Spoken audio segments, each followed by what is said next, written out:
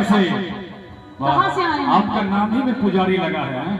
पटना जिला से। आप क्या ही बात है? मुंबई से आए हैं, महाराष्ट्र